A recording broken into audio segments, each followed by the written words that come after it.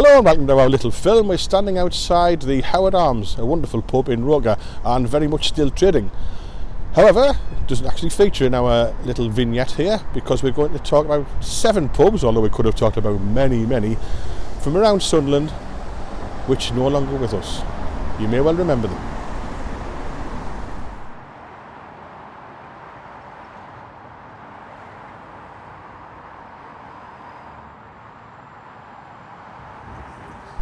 We're standing outside the bridges where once there was a pub called the Upper Deck.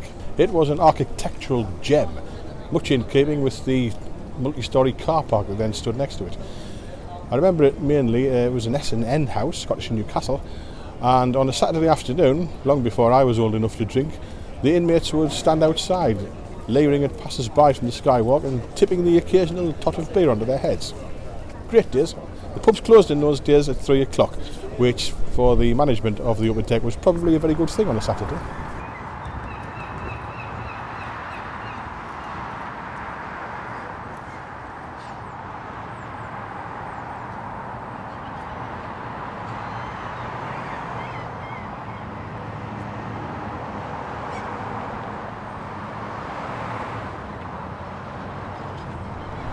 Right, we're standing where High Street East begins, next to this roundabout, and over the road behind me was the Ship Inn, pointedly called. Perhaps Ship Inn was kind of an advertising ploy, because when a ship was in, the place was often replete with many ladies of negotiable virtue, I think the phrase is.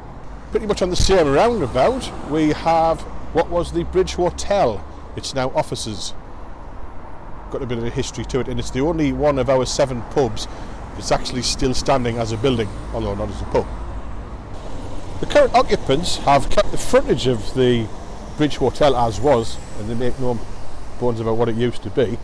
Charles Dickens apparently drank in there, so it's quite an old pub. This was in 1852. He was performing at a long-gone theatre that was close to here, and apparently popped in for a swift one. We don't know if that's true or not, but he certainly did play at the theatre.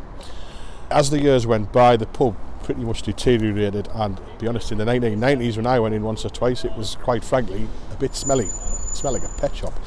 The end finally came in 1998 when tragically the landlord of the time was murdered on the premises.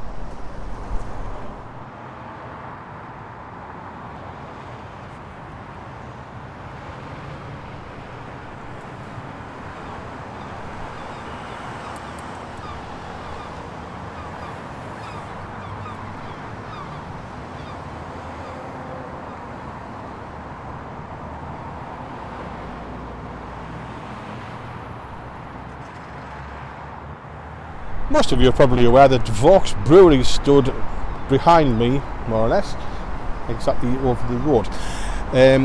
You may remember the Brewery Tap, in my opinion, the finest pub on the list, and certainly the one that I miss the most. It went the same way as the brewery that it served in 1999. I'm sure you're aware of the whole long Surrey saga. Suffice to say, Swallow Hotels did not make a lot of friends on Wayside at that time, least of all the regulars of the Brewery Tap. Probably the one that people on Wayside remember most fondly of the 7 on our list. It stood here where Hayes Travel HQ now is, and it was called the Old 29, sort of between the horrendous High Street Bats, if you remember those, and another pub just where I'm pointing now called Idles, the land that taste forgot. The Old 29 was quite well known for putting on bands, very loud gigs, including by the Toy Dolls and Angelic Upstarts, and they were very loud. You could hear them clearly from the bus station in South Shields. The floor was inevitably covered in glass. No one ever seemed to return a glass to the bar or a bottle. I'm just old enough to remember it actually being open, although it was well known for serving anybody if you were over 3 feet tall. But I must say this, I didn't think it was a very good pub at all. I think people have a great attachment to things that no longer exist, but each to our own.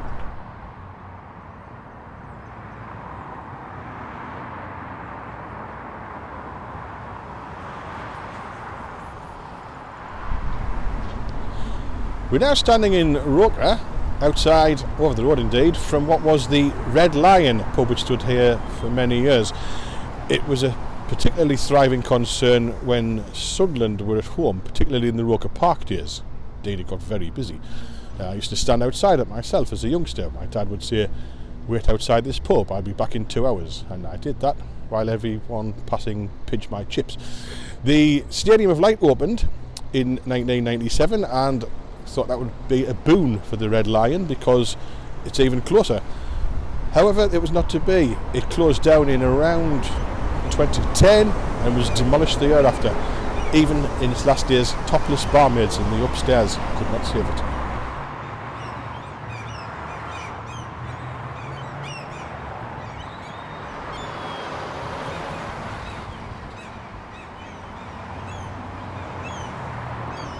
Behind me, this nicely landscaped part of Ford Estate, once stood a pub, the Jovial Friar. No idea why it was called the Jovial Friar. It had a lovely picture of a fat jolly monk outside, to emphasise the point. It's knocked down, I believe, in the 1990s. It's a well thought of pub. It was very popular with locals, but it wasn't quite enough to save it, unfortunately. Incidentally, this area is reputed at one time to have been a hotspot for paranormal activity.